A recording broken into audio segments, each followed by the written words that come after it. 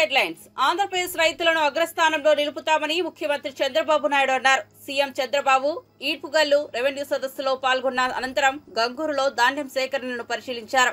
ఈ పర్యటనపై ట్విట్టర్ వేదికగా స్పందిస్తూ ఆసక్తికర వ్యాఖ్యలు చేశారు. ఈ సందర్భంగా సీఎం రాష్ట్రంలో ధాన్యం సేకరణ తీరును క్షేత్రస్థాయికి వెళ్లి పరిశీలించానని, కృష్ణా జిల్లా గంగూరు రైతులతో మాట్లాడి ధాన్యం సేకరణ విధానంపై వారి అభిప్రాయాలు తెలుసుకున్నానని చెప్పారు. అక్కడి నుంచి మొత్తం పంట పడిపోయింది, దెబ్బతినే పరిస్థితికి వచ్చారు. రెండోది కూడా మీరు చూస్తే ఈరోజు ఒక రైతు అబ్జర్వేషన్, స్టాండింగ్ క్రాప్ ఉంటే మెషిన్ హార్వెస్ట్ పెరుగుతూ ఉంది, పంట పడిపోతే దిగుబడి తగ్గుతూ ఉంది. అలాంటప్పుడు ఆ పంట కరెక్ట్గా ఉండే నిలబడుకునే పంట వేయడం ఒక యాంగిల్. రెండో యాంగిల్ పంట సీజన్లు వేయాలి. ఇప్పుడు నేను అందుకనే పట్టిసీమ ప్రాజెక్టు తీసుకొచ్చి కృష్ణా డెల్టాకు నీళ్ళు ఇచ్చాం. దానికి మెయిన్ పర్పస్ ఏంటంటే నీళ్లే రావడం లేదు, బాగా లేట్ అవుతుందని ఇచ్చాం.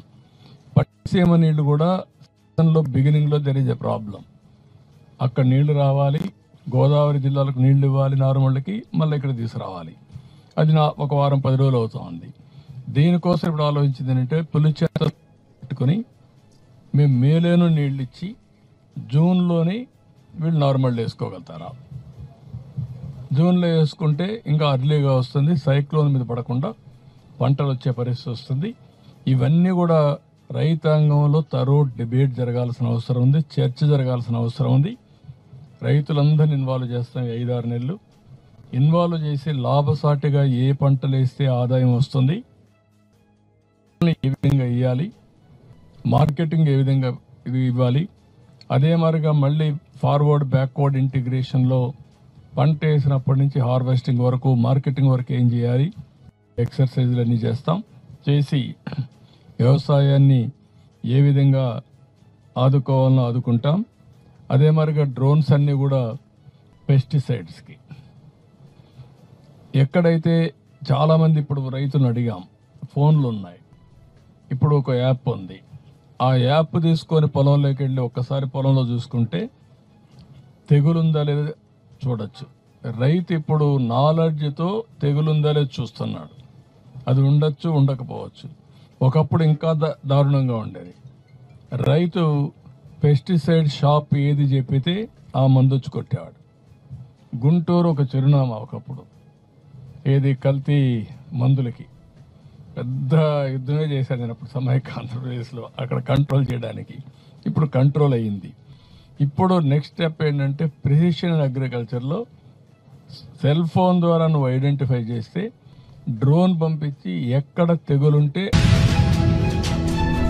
గత ప్రభుత్వంలో భూదాన్ భూములను అక్రమంగా ప్రైవేట్ వ్యక్తులకు విక్రయించారని సీఎం రేవంత్ రెడ్డి ఆరోపించారు. కేంద్ర మంత్రి కిషన్ రెడ్డి ఫిర్యాదు చేసినా పట్టించుకోలేదని మండిపడ్డారు. అసెంబ్లీలో సీఎం మాట్లాడుతూ మాజీ సీఎం కేసీఆర్ పై తీవ్ర విమర్శలు చేశారు. రాష్ట్రంలో భద్రంగా ఉండాల్సిన ప్రజల భూముల సమాచారాన్ని కేసీఆర్ ఆర్థిక నేరాలకు, స్వర్గధామంగా ఉండే దేశాలకు పంపించారన్నారు. భూభారతిపై సభలో చర్చ జరిగితే గత బీఆర్ఎస్ సర్కార్ భూదోపిడీ బయటపడుతుందనే సభలో అనవసరమైన రచ్చకు తెరలేపారని ఆగ్రహం వ్యక్తం చేశారు.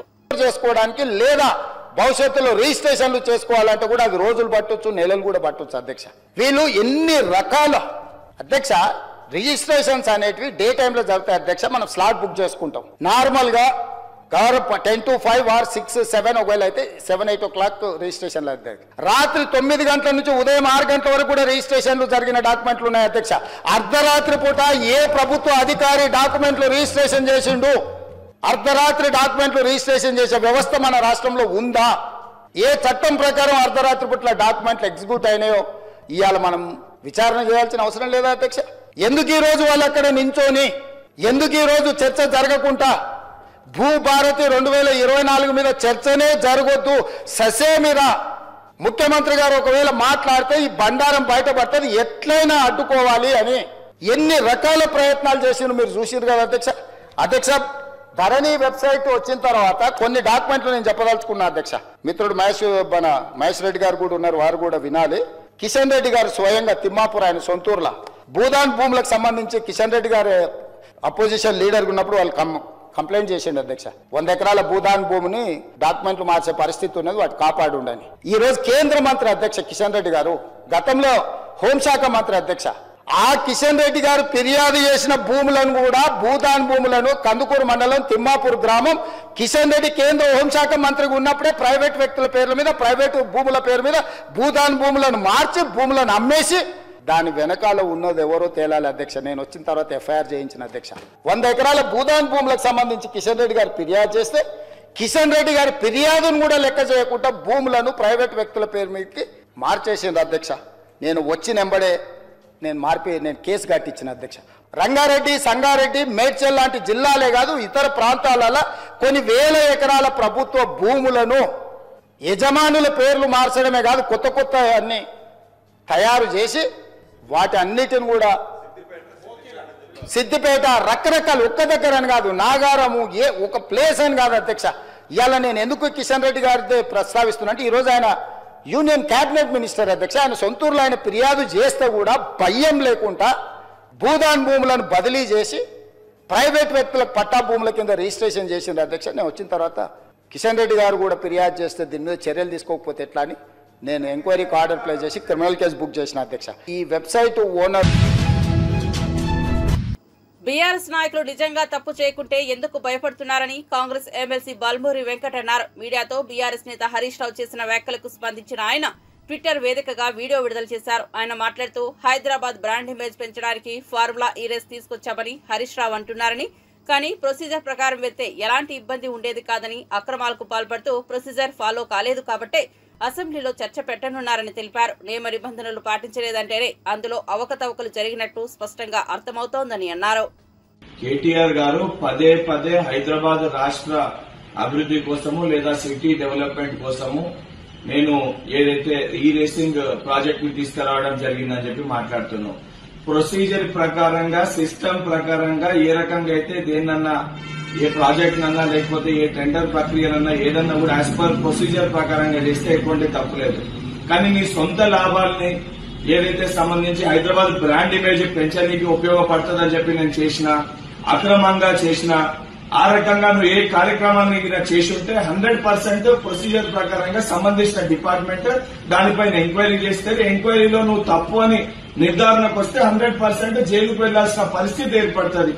దానికి పదే పదే నేను జైలుకు వెళ్తే భయపడను, జైలుకు వెళ్ళినా నేను స్లిమ్ అయి వస్తా, జైలుకు వెళ్లిన తర్వాత యోగా చేసి నేను సీఎం అయితా అని చెప్పి మాట్లాడాను. నువ్వు మరి ఎంక్వైరీయే కాకముందు అసలు ఏమీ బయటపడకముందు పదే పదే జైలుకు వెళ్తా అనే భయం ఎందుకు నీలో కనబడుతుంది అంటే స్పష్టంగా ఏదైతే హైదరాబాద్ బ్రాండ్ ఇమేజ్ పేరు పైన నీ కుటుంబ ఇమేజ్ పెంచుకోనికి ఏదైతే ఆర్థికంగా స్థిరపడనికి నువ్వు ఏదైతే తప్పుదోవలో అడ్డగోలుగా అడ్డదారిగా వివరించినావని నీ యొక్క మాటలతో నీ వైఖరితో చాలా స్పష్టంగా కనబడుతుంది. 100% హైదరాబాద్ బ్రాండ్ ఇమేజ్ పేరిట ఏదైతే అక్రమంగా నిధులు ఏమన్నా కొన్ని ఖాతాల్లో జమై అప్పుడు ప్రొసీజర్ ఇంప్రాపర్ గా ఏమన్నా తెలంగాణకి సంబంధించిన ఫండ్స్ మిస్యూజ్ అయ్యింటే ఆ సంబంధించిన డిపార్ట్మెంట్ ఎంక్వైరీ చేస్తుంది. 100% దాంట్లో దోషులుగా తేలిన వాళ్ళని కఠినంగా శిక్షించడం జరుగుతుంది. నువ్వు ఏదైతే నీ సొంత లాభాల కోసం నువ్వు రేపు పొద్దున చేసిన తప్పులకి జైల్లోకి పోతే తెలంగాణలో ఉన్న లా అండ్ ఆర్డర్ ని డిస్టర్బ్ చేసే విధంగా నీ సొంత లాభాల కోసం చేసిన పనులకి బీఆర్ఎస్ పార్టీ కార్యకర్తలకి ఊర్లకి గ్రామాలకి మాట్లాడుతూ ఏదైతే ప్రెస్ ద్వారా ఏదైతే వాళ్ళందరూ కూడా నన్ను జైల్లో పెడితే లా అండ్ ఆర్డర్ ని డిస్టర్బ్ చేయాలని చెప్పని ఈ రకంగా ఒక శాసనసభ్యులుగా బాధ్యతగా మంత్రిగా నువ్వు ఏ రకంగా పని చేయలేకపోయినావు. ఈ రోజు కనీసం ఒక శాసనసభ్యులుగా నువ్వు తప్పు చేసింది ఆ తప్పుని ఒప్పుకోవాలి.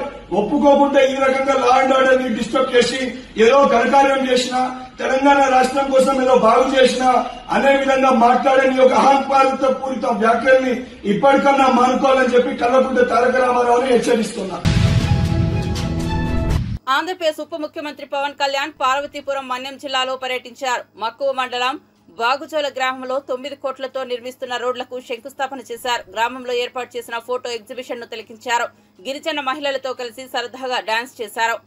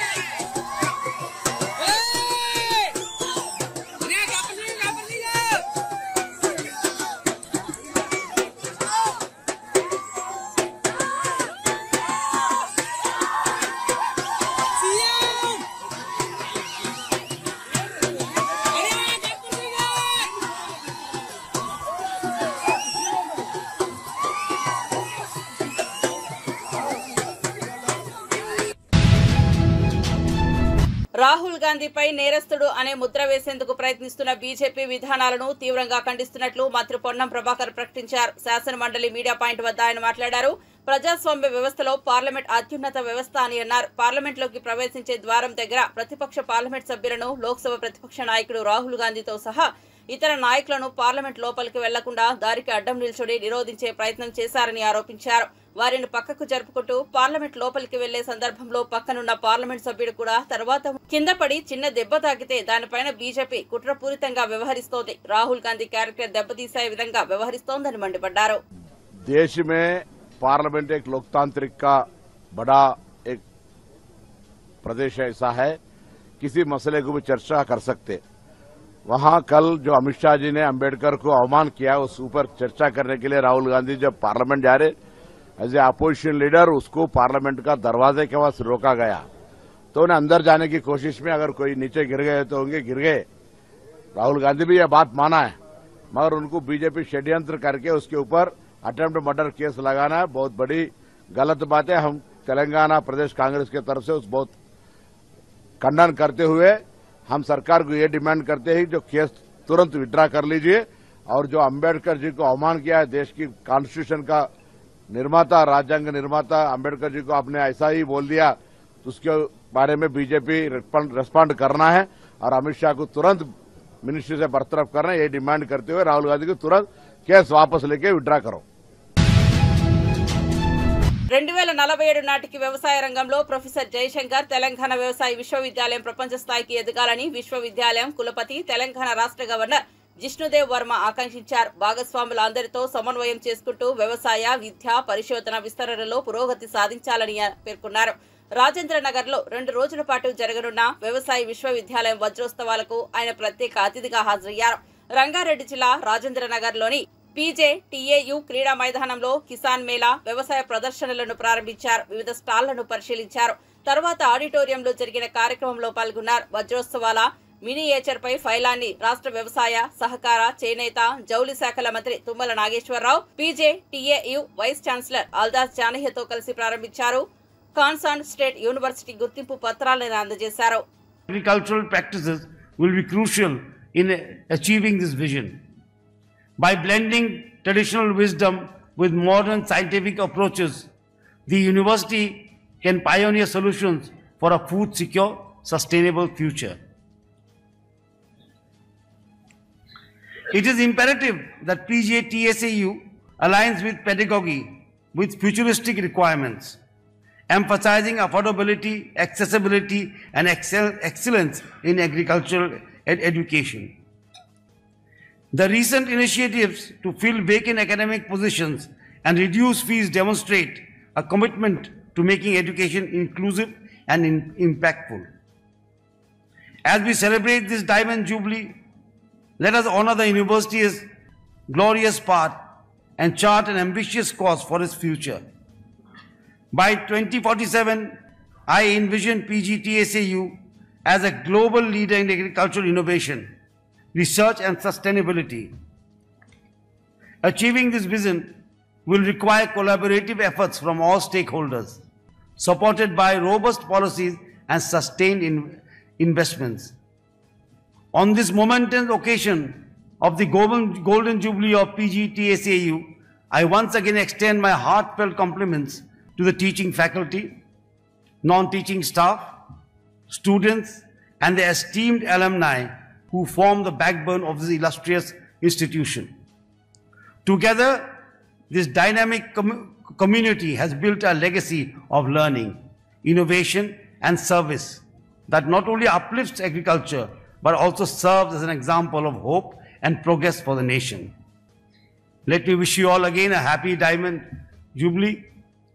And I am told that this university was inaugurated by our late Prime Minister Lal Bahadur Shastri Ji, who coined the eternal slogan of Jai Jawan, Jai Kisan, which both the nation requires both Jawans and Kisan. Once for the Jawans for AP deputy CM Pawan Kalyan అభిమానులకు చురకలంటించారు. నన్ను పని చేసుకోనివ్వండి, నేను బయటకు వస్తే నా మీద పడిపోతే నేను ఏమీ పని చేయలేను. ఓజీ అనిస్తే పనులు జరగవు. సినిమాల మోజులో పడి హీరోలకు జేజేలు కొట్టి మీ జీవితంలో బాధ్యతలు మర్చిపోతున్నారని అన్నారు. అంటే నా కోరిక ఒకటేనంటే నన్ను పని చేసుకునేవాడిని. మీరు నా మీద పడిపోతే రోడ్డు వేసారని ఇందాక అడుగుతా ఉన్నా. రోడ్డు వేద్దామంటే కనిపించలేరు. మీ అందరూ దండం పెడతాను బాబు, నాకు రోడ్డు చూడండి ఇవ్వండి అని. ఓజీ అంట. లేదంటే అన్న ఇదివరకు సీఎం అయిన వాళ్ళు ఇంకా పోలా, డిప్యూటీ సీఎం గారు సరిపోతాను, ఆనందించాను. ఇంకా అవి కాకుండా నేను అనేది ఏంటంటే యువతకు కానీ ఆడపడుచులకు కానీ పెద్దలకు కానీ నేను వచ్చి మీకు నన్ను పని చేస్తే మీ భవిష్యత్తుకే మంచిది. నన్ను చుట్టుముట్టారనుకోండి, పని చేయాలి కదా.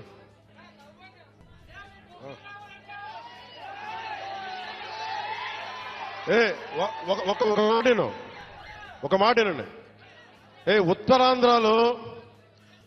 ఉత్తరాంధ్రలో మీరు తెలుగు నేర్పించిన నేల ఇది. వాడుక భాష నేర్పించిన నేల ఇది. తిరుగుబాటు అంటే నేర్పించిన నేల ఇది. అంటే మనల్ని ఎవరన్నా దోపిడీ చేస్తుంటే ఎదురు తిరిగే నేల ఇది. మీరు ఈరోజు ఏమైపోయారంటే మీరు సినిమాల మోజులో పడిపోయి మీరు పోస్టర్లు పెట్టి ఓజీ లేదంటే మిగతా హీరోలకి జైజీలు కొట్టి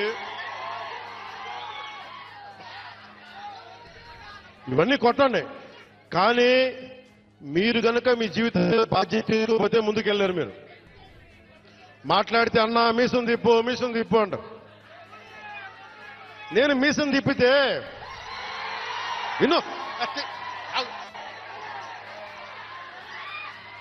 మీసం తిప్పితే రోడ్లు పడవు. అర్థమైందా? నేను ఛాతీ కొట్టుకుంటే రోడ్లు పడవు.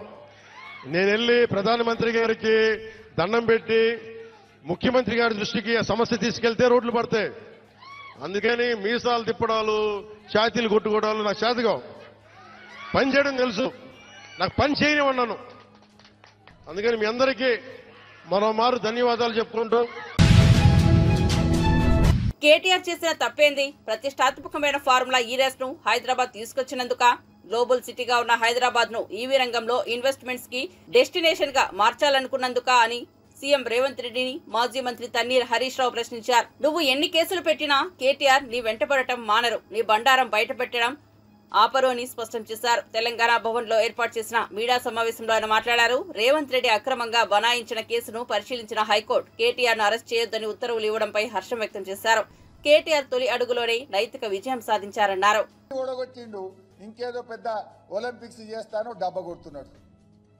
ఇంకా దారుణం ఏంటంటే ఇవాళ ఆల్రెడీ ఆ సంస్థ లండన్లో కేసు వేసింది. ఇవాళ తెలంగాణ రాష్ట్ర ప్రభుత్వం అర్ధాంతరంగా ఇది రద్దు చేయడం వల్ల మాకు నష్టం జరిగింది అని లండన్లో కేసు వేసింది. ఆ కేసు కూడా మన భారతదేశ ప్రముఖ న్యాయవాది హరీష్ సాల్వేని లండన్లో కేసు వాదిస్తున్నాడు. రేపు అక్కడ వాళ్ళ కేసు గెలిస్తే రాష్ట్రానికి భారం, రాష్ట్రానికి నష్టం. రాష్ట్రం ఇమేజ్ పోయింది, బ్రాండ్ ఇమేజ్ పోయింది, పరువు పోయింది, ఆదాయం పోయింది. లండన్లో ఇప్పుడు రాష్ట్ర ప్రభుత్వం మీద కేసు నడుస్తున్నది. ఇవాళ మాట్లాడుతున్నారు కొందరు, ఇది ఒక కేటీఆర్ సంబంధించిన అంశం. ఇది కేటీఆర్కి ఒక్కరికి ఎందుకు సంబంధం? 4 కోట్ల తెలంగాణ ప్రజలకు సంబంధం కదా. 4 కోట్ల ప్రజలున్న తెలంగాణ రాష్ట్రం యొక్క ఇమేజ్ దెబ్బతిన్నది, హైదరాబాద్ ఇమేజ్ దెబ్బతిన్నది. ఈ రాష్ట్రానికి వచ్చే ఆదాయం తగ్గింది. ఈ రాష్ట్ర ప్రజలకు జీఎస్టీ రూపంలో రావాల్సిన డబ్బు రాకుండా పోయింది. ఇది దేశం ప్రతిష్ట దెబ్బతీసిన ఈ రాష్ట్రం యొక్క పరువు తీసే విధంగా రేవంత్ రెడ్డి గారి నిర్ణయాలు ఉన్నాయి. ఇవాళ రేవంత్ రెడ్డి గారు మాట్లాడినటువంటి పిచ్చి పిచ్చి నిర్ణయాలు, అంటే విజన్లెస్ చీఫ్ మినిస్టర్ ఒక రకంగా చెప్పాలంటే. This visionless chief minister ruined the Hyderabad brand and Telangana state image. ఈయన అన్ని తప్పులే, ఏది అప్పులు అని లేని అప్పులు చెప్పుడు, లేకదంటే హైడ్రా అని చెప్పి ఆయనతో రియల్ ఎస్టేట్ రంగాన్ని ఆగం చేసుడు, ఎల్ఎన్టీ సీఈఓని అరెస్ట్ చేయంటాడు. అంటే ఓ దాసనారాయణరావు గారు సినిమా తీసిండు పైసాబ్, ఎందుకంటే ఆ సినిమా పేరు పిచ్చోని చేతిలో రాయి. ఇవాళ అట్లా అయిపోయింది మన రాష్ట్ర పరిస్థితి. రేవంత్ రెడ్డి పాలనలో ఎప్పుడు ఎవరి మీద పడతాడో, ఎవరి మీద కేసులు పెడతాడో, ఏం చేస్తాడో తెలియనట్టు అయిపోయింది. శుక్రవారం వచ్చిందంటే ప్రజలు భయపడుతున్నారు. ఏ ఇల్లు గులగొడతాడో, ఎవరిని అరెస్ట్ చేస్తాడో, ఈ శుక్రవారం ఏం చేస్తాడో అన్నట్టు తయారైపోయింది రేవంత్ రెడ్డి పాలన. అసలు ఇట్లాంటి పరిస్థితుల్లో ఈ రాష్ట్రానికి పెట్టుబడులు వస్తాయా? 10 ఏళ్ల బీఆర్ఎస్ పాలనలో తెలంగాణకు పెట్టుబడులలో స్వర్ణయుగం. అసలు ఐటీ ఎంత పెరిగింది, ఇండస్ట్రీ ఎంత పెరిగింది, ఎన్ని లక్షల ఉద్యోగాలు ప్రైవేట్ రంగంలో తెచ్చాం. ప్రపంచంతో, దేశంలోని ఇతర రాష్ట్రాలతో పోటీ పడి తెలంగాణను మణికొండ కాంగ్రెస్ నేత నార్సింగి మార్కెట్ కమిటీ డైరెక్టర్ వి బాలరెడ్డి హైడ్రా చర్యలపై తీవ్ర ఆగ్రహం వ్యక్తం చేశారు. హైడ్రా వచ్చి షాప్ కూల్చి వెళ్లిపోయిందని, షాప్ కోల్పోయిన మహిళ భవిష్యత్ బ్రతుకును ఎవరు సమర్థించాలని ప్రశ్నించారు. మణికొండ షేక్పేట ఏరియాలో ఎన్నో భవనాలు ఉండగా వాటిని కూడా కూల్చే ధైర్యం హైడ్రాకు ఉందా? అన్యాయంగా వ్యవహరిస్తున్నారని విమర్శించారు. అల్కాపూర్ మొత్తంలో ఏ బిల్డింగ్ కు కమర్షియల్ పర్మిషన్ ఉందో ఒక్కటి చూపని చెప్పండి. మీరు గవర్నమెంట్ గా మీరు ఇస్తారు, పర్మిషన్ లేకుంటది, ఓకే, వాళ్ళు ఇచ్చేదండి ఇది రెసిడెన్షియల్ పర్మిషన్ తీసుకుంటారు, కింద సెటిల్ వేసినారు, మీరు ట్యాక్స్ తీసుకోకండి. మీరు ట్యాక్స్ ఈ రోజు ఈ పరిస్థితి కనుక వాళ్ళకు ఆమెకు భర్త అనిపోయినండి, షాప్ నడుపుకుంటుంది, వచ్చి ఈ రోజు వచ్చి హైడ్రా వచ్చింది ఒకటి వచ్చి తీసి వెళ్ళిపోతారా? స్టార్ట్ చేయ, ఇక్కడ కాదు మణికొండ వెళ్ళంపా, మొత్తం లేదంటే షేక్పేట వెళ్ళంపా, పోయి అడుగులు కొట్టుకుందాం, ఏదో ఒక్కటి చూపించు, ఎక్కడో ఒక్క దగ్గర చూపించు. ఈవెన్ జూబ్లీస్ వెళ్దాం, ఒక 36 తప్ప ఎక్కడో ఒకసారి చూపించాలి. పిల్లలు హైడ్రా ఇక్కడ వరకు వచ్చిందా? వాళ్ళు ఈ 4 సెంటర్ వరకు వచ్చిందా? ఇక్కడ స్టార్ట్ చేసాం కదా, ఎక్కడో కదా స్టార్ట్ చేయాలి. మరి ఇక్కడ స్టార్ట్ చేసి కంటిన్యూ చేద్దాం. భయపడి వాళ్ళు ఎందుకు 4 ఇంచులు వెళ్ళిపోయారు? This is right? ఇది కరెక్టేనా? అంటే ఏం లేదండి ఇగో ఎవడో ఒక్కడు బ్లాక్మెయిల్ చేయాలి. ఇక్కడ మనందరూ తెలుసు ఎప్పుడు తప్పులు జరుగుతూనే ఉంటాయి. ఆ తప్పులు ఎందుకు జరుగుతాయండి? గవర్నమెంట్ వల్ల జరుగుతాయి. గవర్నమెంట్ నీవు ఇవ్వకపోతే ఎందుకు చేస్తారండి? వీళ్ళు ఎందుకు చేస్తారు? పర్మిషన్ చెప్పాలి, నువ్వు ఇది కట్టినావు, ఇది కమర్షియల్ పెట్టినావు, ఇప్పుడు కింద సెటిల్ వేయొద్దు అని చెప్పాలి. అప్పుడే లేదు వేసినాడు, మరి ట్యాక్స్ తీసుకుంటావు. నువ్వు ఎలక్ట్రిసిటీ నువ్వు ట్యాక్స్ దాన్ని కమర్షియల్ తీసుకొని లాస్ట్లో 5 ఏళ్ళ తర్వాత వచ్చి ఇప్పుడు పూల కొడతానంటే, తీసేస్తానంటే వాళ్ళు ఎక్కడే పోవాలి? వాళ్ళ ఎంప్లాయీస్ ఎక్కడ పోవాలి? ఆమె ఎక్కడ పోవాలి? మరి ఇంత అన్యాయం ఏంటండి అసలు? హైదరాబాద్ మణికొండలోని ఆల్కపురి కాలనీలో ఓ దొంగ చేసిన చేష్టలు అందరినీ షాక్ కు గురిచేస్తున్నాయి. ఆటోలో వచ్చి పూల కుండీలు, పాల ప్యాకెట్లు, పేపర్లు దొంగతనం చేసిన దృశ్యాలు సీసీటీవీ కెమెరాల్లో రికార్డయ్యాయి. ఈ షాకింగ్ దొంగతనం వీడియో సోషల్ మీడియాలో వైరల్ అవుతోంది. ఇలాంటి సంఘటనలు నగరంలో భద్రతపై ప్రశ్నలు తీసుకొస్తున్నాయి.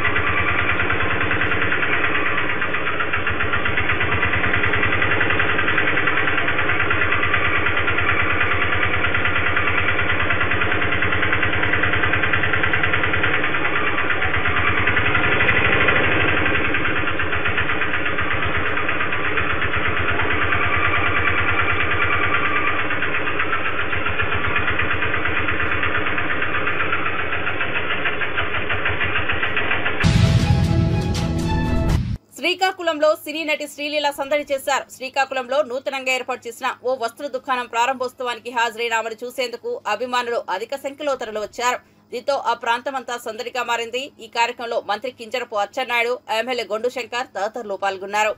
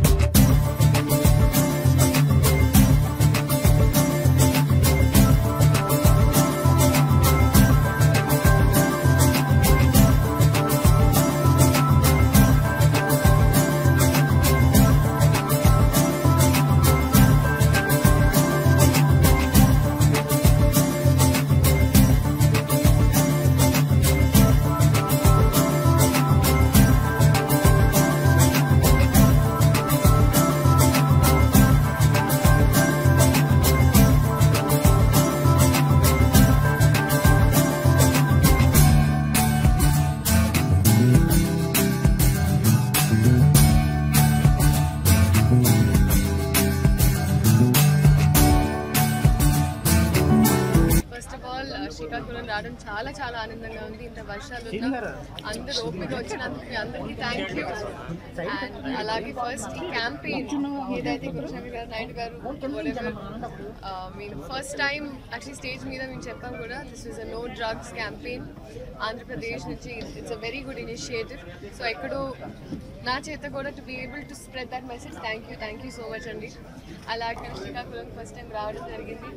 నా సినిమా రాబిన్ హుడ్ అని రిలీజ్ అవుతుందని నితిన్ గారు, తర్వాత రవితేజ గారు, అలాగే మిగతా అనౌన్స్మెంట్స్ నా సోషల్ మీడియా ద్వారా నేను చెప్తూ ఉంటాను.